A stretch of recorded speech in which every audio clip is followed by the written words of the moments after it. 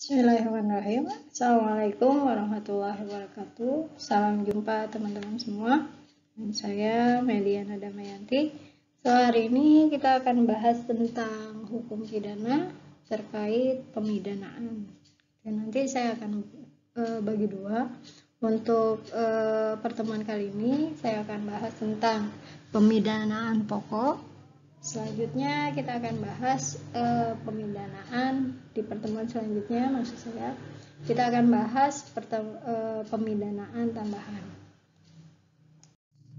Baik, untuk seperti biasa untuk kontennya saya akan bahas dua saja, yaitu pengertian dan jenis pemidanaan.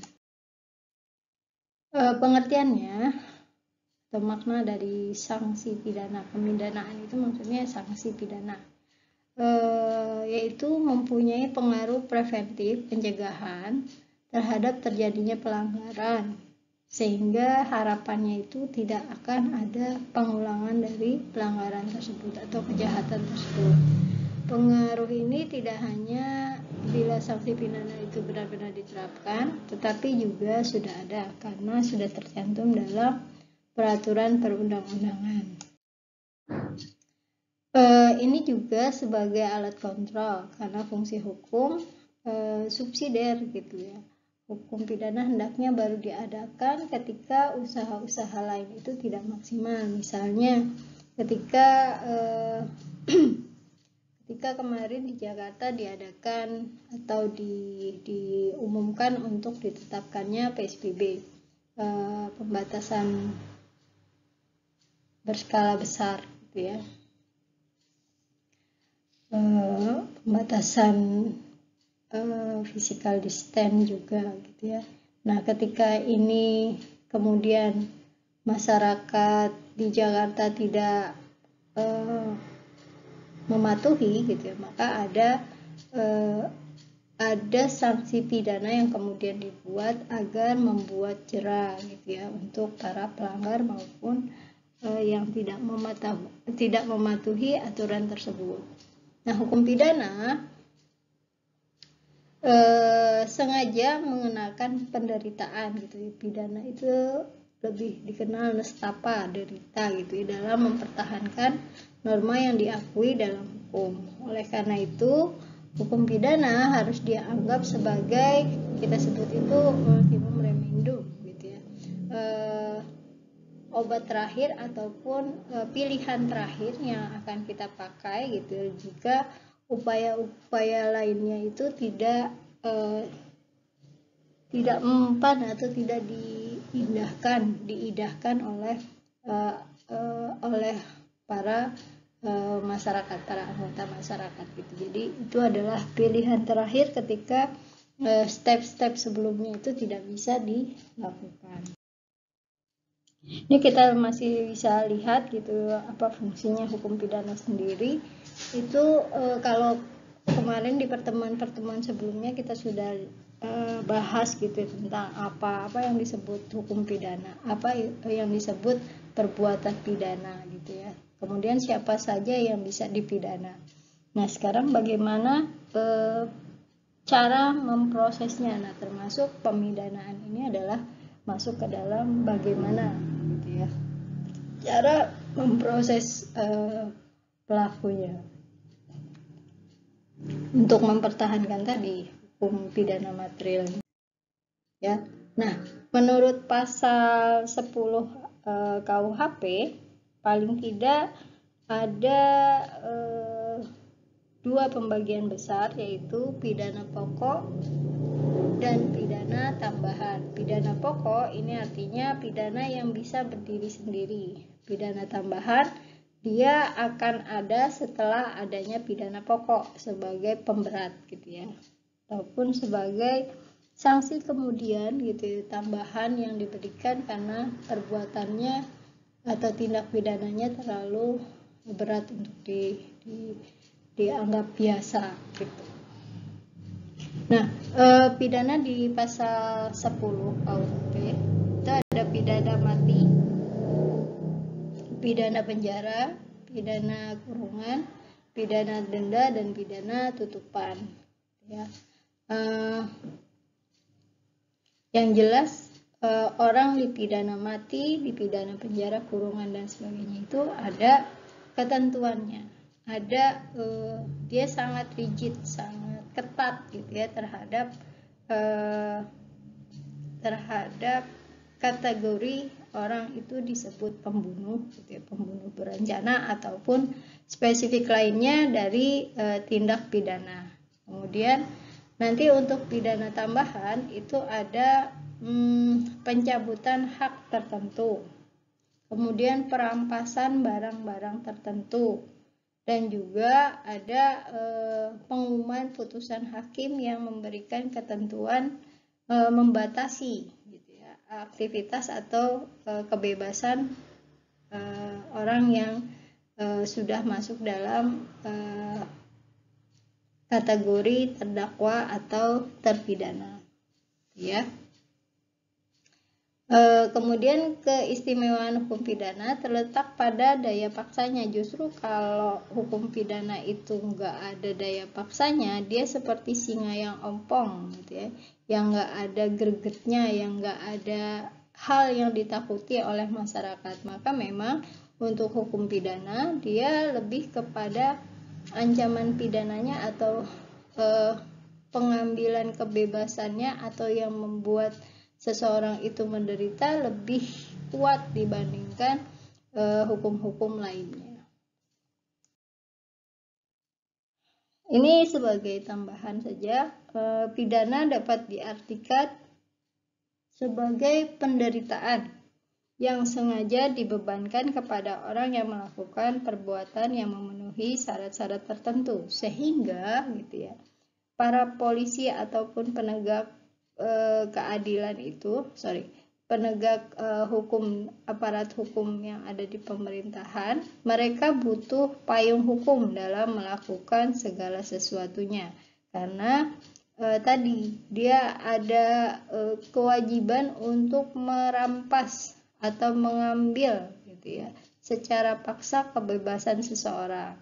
Nah, kalau ini tidak ada payung hukumnya, maka nanti dia kena gitu ya, karena melakukan hal-hal yang di luar koridornya. Misalnya contoh seperti kemarin kita menghadapi, sampai sekarang pun kita masih menghadapi adanya virus COVID ya, coronavirus gitu ya.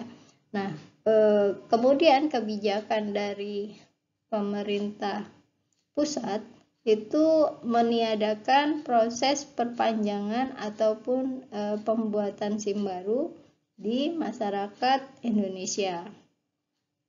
Nah, mereka pending selama kurang lebih sebulan gitu ya, dari 1,5 bulan malah, dari 7 Maret sampai dengan 29 Mei kemarin. Dan kemudian mereka hanya memberikan jangka waktu sebulan untuk menyelesaikan gitu ya perpanjangan tersebut sesuai tadi deadline waktunya. Nah, ketika mengambil sebuah kebijakan di daerah, dia harus ada payung hukum dari pemerintah pusat. Jika dia melakukan hanya ingin dirinya sendiri atau ingin daerahnya sendiri, maka ini tidak dibenarkan, sehingga bisa kemudian misalnya kita gitu ya, yang SIM-nya mau habis, kemudian mau ngurus, ternyata misalnya pada tanggal 7 Mei saja gitu ya, padahal itu adalah masuk dalam jangka waktu boleh ditolerir karena COVID gitu ya, boleh diselesaikan 1 bulan kemudian. Jadi sekitar ada baru dibuka Juni gitu ya, sekitar Juni Juli itu dia harus sudah rampungkan gitu ya. Nah, kalau misalnya kemudian orang ini ketika ngurus ternyata dipersulit gitu ya, nah ini nggak bisa, karena tadi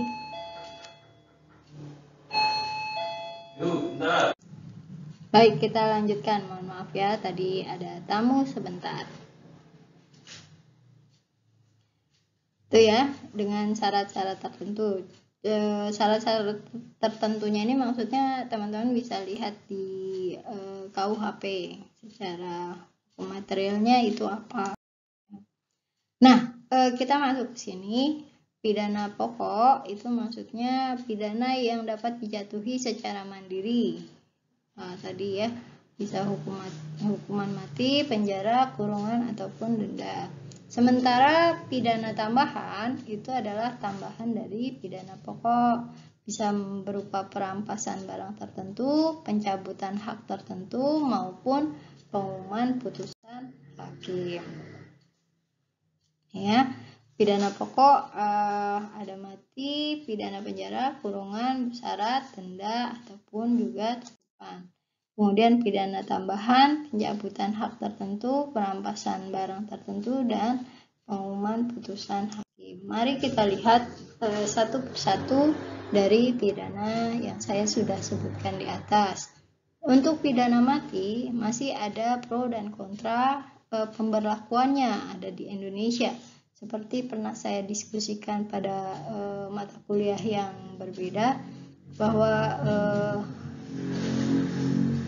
banyak sekali negara-negara di dunia yang jumlahnya hampir 200 negara itu mulai mengajukan atau mulai memperhatikan gitu ya terkait adanya hukuman mati.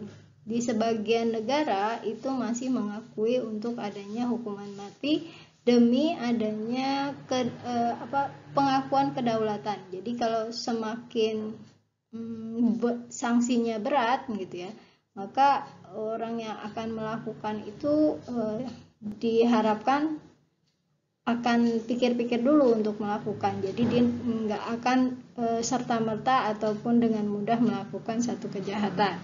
Sementara di lain pihak gitu ya, ada para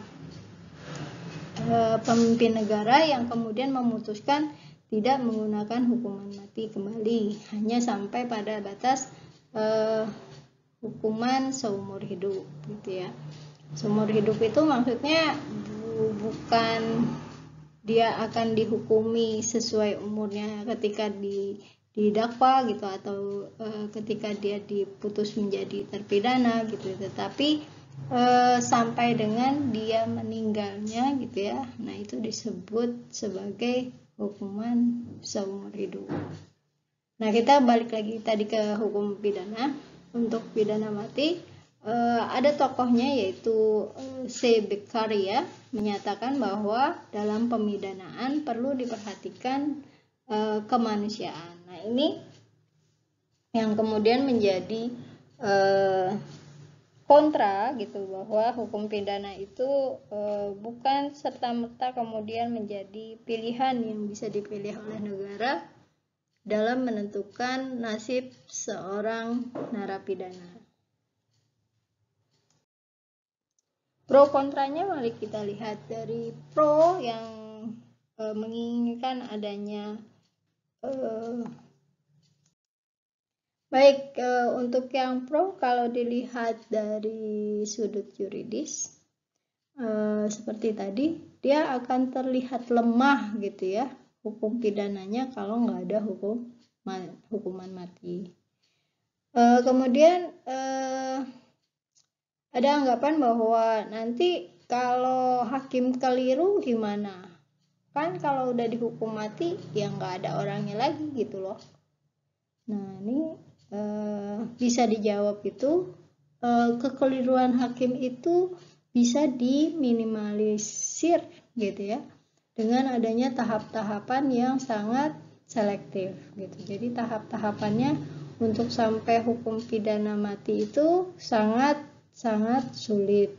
Jadi, yang tadi harus pidana atau tindakan yang sangat keterlaluan gitu ya baru bisa dihukum pidana.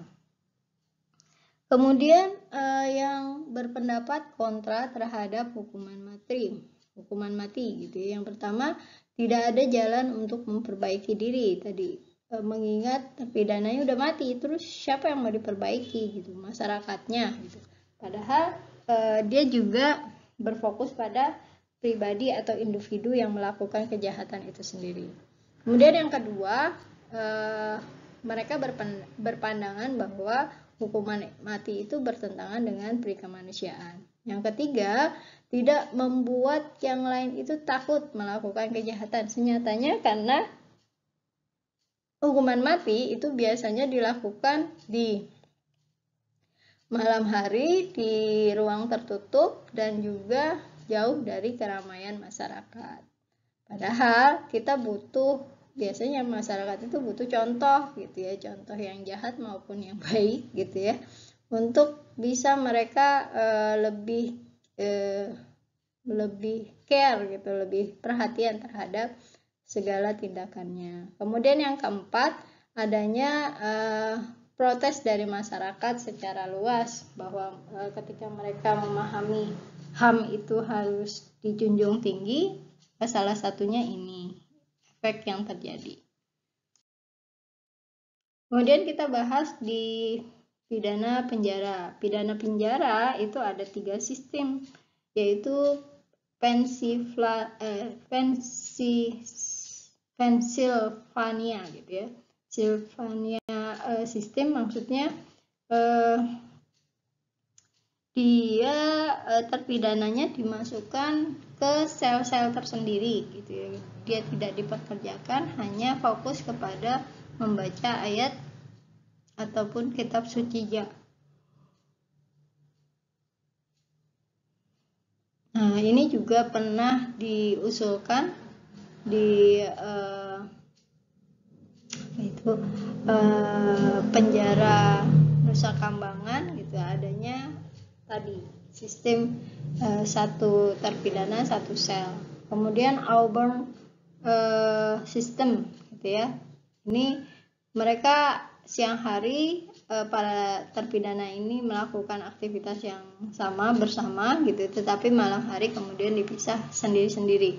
Nah, ini umumnya di Indonesia menggunakan Auburn system. Kemudian progressive system, dia bertahap, sebagian dimasukkan, sebagian dikeluarkan gitu ya. Tidak semuanya keluar bareng-bareng. Nah, pidana kurungan adalah juga merupakan salah satu bentuk pidana perampasan kemerdekaan, tetapi dalam berbagai hal lebih ringan daripada penentuannya dari pidana penjara. Pidana kurungan mempunyai hak pistol, yang artinya mempunyai hak atau kesempatan mengurus makanan dan alat tidur sendiri atas biaya sendiri. Para terpidana mengerjakan pekerjaan wajib lebih ringan dibandingkan dengan para terpidana yang dia masuk penjara ya. Kemudian maksimum ancaman pidana kurungan biasanya hanya 1 tahun, maksimal itu ditambah 4 bulan jika ada pemberatan, pembarangan, pengulangan gitu ya. Jadi dia akan ditambah kalau itu ternyata bukan perbuatan pertama kalinya. Jadi perbuatan kedua kalinya, untuk dirasakan ada beban lebih gitu, maka akan ditambahkan maksimal 1 tahun 4 bulan.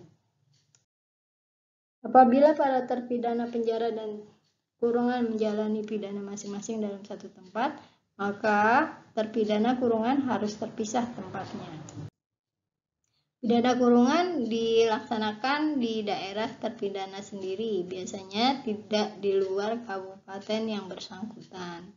Jadi kalau misalnya dia melakukan hal-hal yang masuk dalam pidana kurungan, ya, misalnya dia nggak bisa bayar denda gitu, maka dia akan dimasukkan misalnya Kabupaten Purwokerto gitu ya, maka ditaruhnya ya di penjara Purwokerto, bukan di penjara Cilacap atau mana.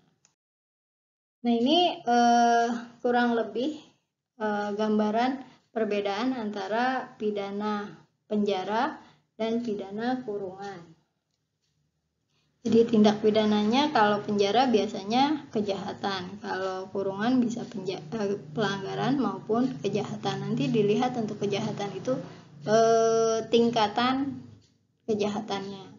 Kemudian maksimum lamanya pemidanaan untuk pidana penjara seumur hidup, sementara di pidana kurungan itu 1 tahun, pemberatan 1 tahun 4 bulan.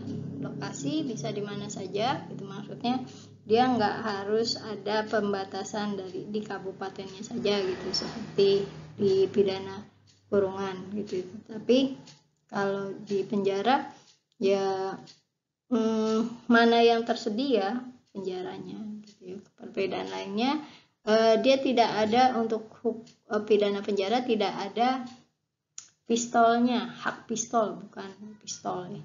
Hak pistolnya nggak ada, jadi dia nggak bisa milih makanan apa gitu, kemudian pemenuhan dirinya itu nggak ada. Jadi kayak misalnya kasus korupsi itu yang OC Kaligis, yang kemudian dia minta dibawakan buku, dibawakan laptop gitu ya, dibawakan kertas-kertas pulpen untuk menulis gitu ya, karena dia pengacara gitu.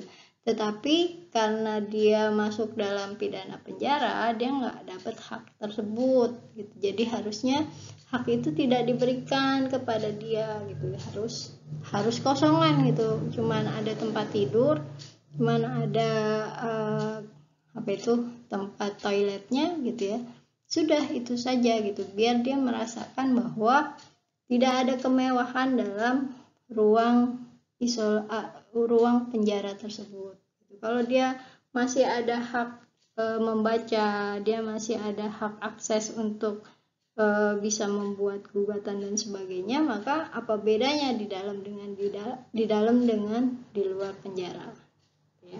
Nah, sementara kalau pidana kurungan dia masih dibolehkan gitu ya untuk melakukan perbuatan yang ringan, kemudian dia bisa memenuhi, misalnya makannya dia mau makan yang disediakan cuma sayur sama tempe gitu, dia bisa minta dibelikan ayam dan sebagainya dengan uang sendiri loh ya, bukan uang dari pemerintah, bukan dari uang rakyat juga ya. Nah, kemudian dari pasal 12 KUHP bahwa penjara selama terpidana masih hidup hingga meninggal, ini yang masuk penjara seumur hidup gitu ya. Ketentuan tersebut sekaligus menolak pendapat bahwa hukuman penjara seumur hidup diartikan hukuman penjara yang dijalani selama usia terpidana pada saat vonis dijatuhkan. Analoginya kalau misalnya yang melakukan kejahatan usia 25 tahun, padahal maksimal pidana penjara itu adalah 20 tahun. Jadi nggak mungkin dia ada lebihan 5 tahun itu. Nanti kalau nggak ada payung hukumnya, ini bisa di pra-peradilankan gitu ya, ataupun dia bisa melakukan banding, atau dia bisa melakukan tinjauan kembali gitu ya, peninjauan kembali terhadap putusan hakim gitu ya, sehingga dia bisa bebas karena nggak ada payung hukumnya kalau lebih dari 20 tahun. Kemudian pidana kurungan pengganti,